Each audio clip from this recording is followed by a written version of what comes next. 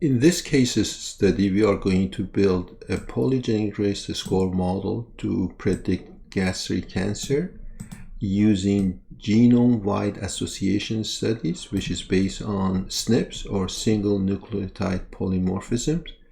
The first step is getting the data. Data is a public data on the GEO website, and we can download this data using R or Python code, or we can directly download data from this site. When we download the data, we need 3 files. The first file is the expression, which is here is the SNP file.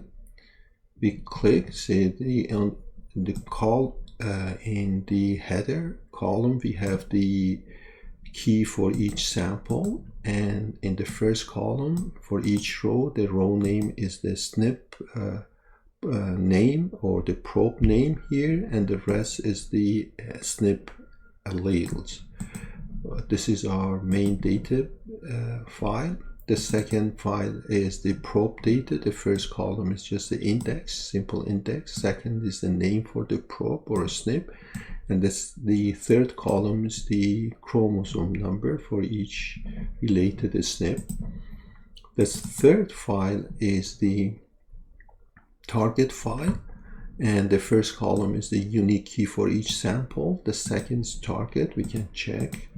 And we see there is only 2 values, 329 cases of gastric cancer and 683 cases of the control cases. And the third column is gender, which we can also check. There is almost the same number of male and female in our database. Okay, then we copy the name of this file and use it as the database name. Next step, connecting to smart array, and click in this plus sign, click here, put the name here. Database has been created, and now we connect to the database. Click on the expression, open this file, and as you can see, this is a big file, 1 GB of data, and then it's not just opening, it's also checking the file, make sure everything is okay. There is no mismatches between the expressions and probes and targets. Before we start our ETL process, extraction, loading, and transforming, extraction, transforming, and loading. Okay, everything is okay. We start with targets. We upload the data file to the database. Then we upload more than 300,000 probes to our database.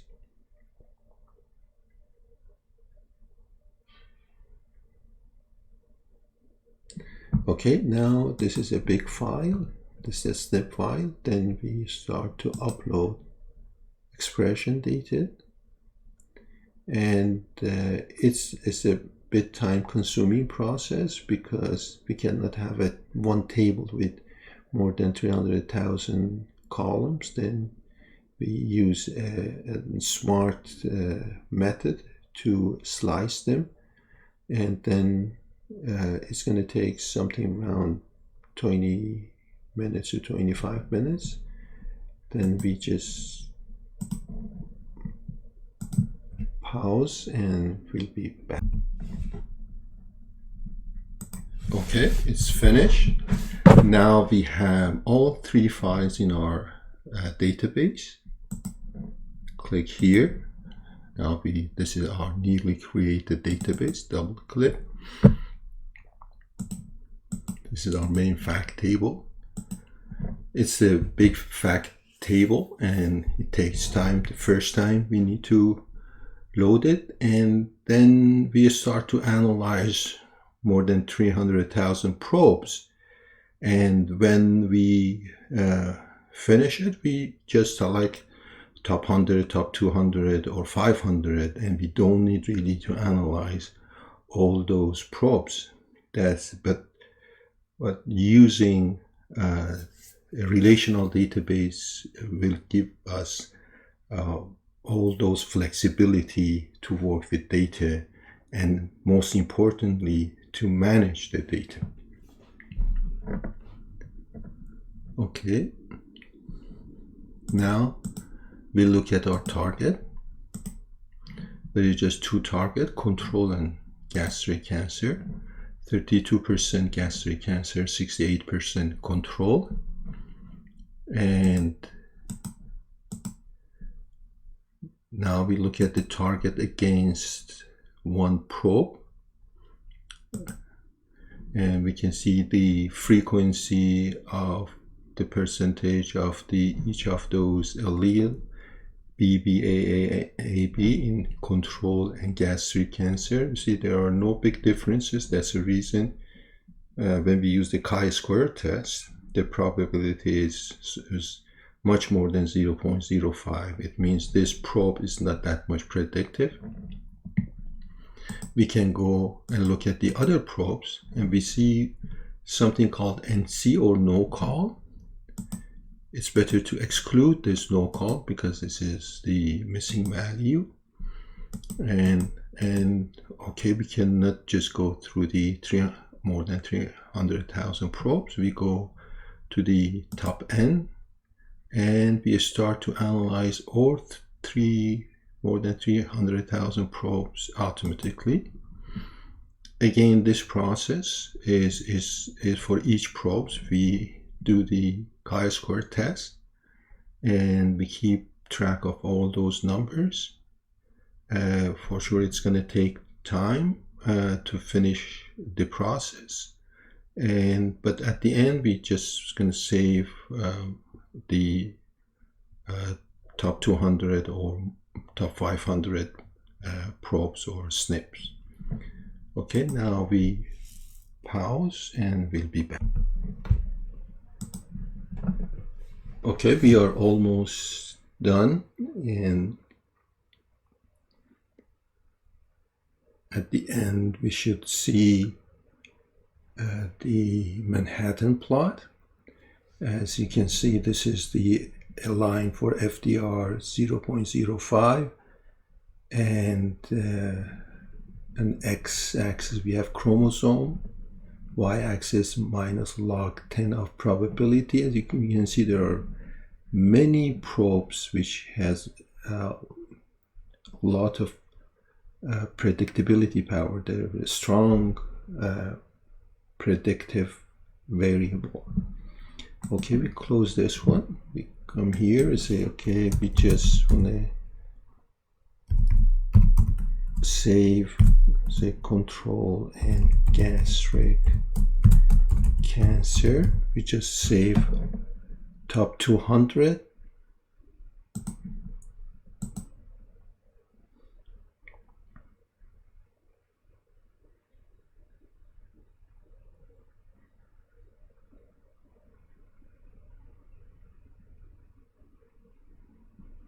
Okay, we are saving that top 200 probes in our local drive. Now we can upload that file. You can see the importance of data management here. And now you can run it again, but now this is the very fast. It's just top 200. You see this powerful predictive probes here. Okay. Now we save this data. We create a folder called PRS, and we save this table here. We go back to that file, open it in Happy Reader using a filter. Use the random number between 1 to 10. We use 1, include 1, exclude 1. Then we going to have two files. We use the exclude one as train, and we use the include one as test. Now we have our training set with 200 probes, and we have our test set. Okay, now we open Zerang, our unique predictive modeling platform, machine learning platform. So new, we go to the same folder and call this one PRS gastric cancer.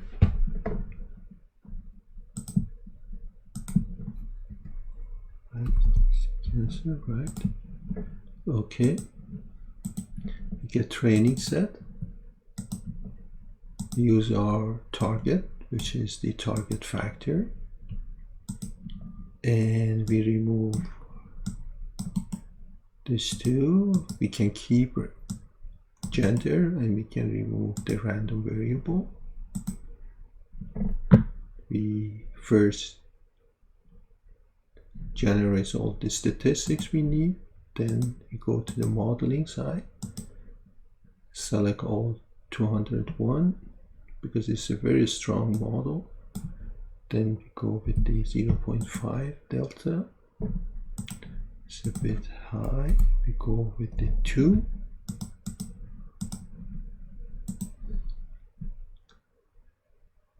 And we get 3 variable out of 320,000 variable. We chose just 3 variables, and then we save this one as cell vars selected variable. Now go to the prediction, select the test and classification, 3 variables. And we see it's a very strong model, 92%, excellent sensitivity, 93%, 94, 92% specificity, and most important, we can see our decile chart here, which if you divided it 2, it means 94% of all our target is on the top 50% of our score,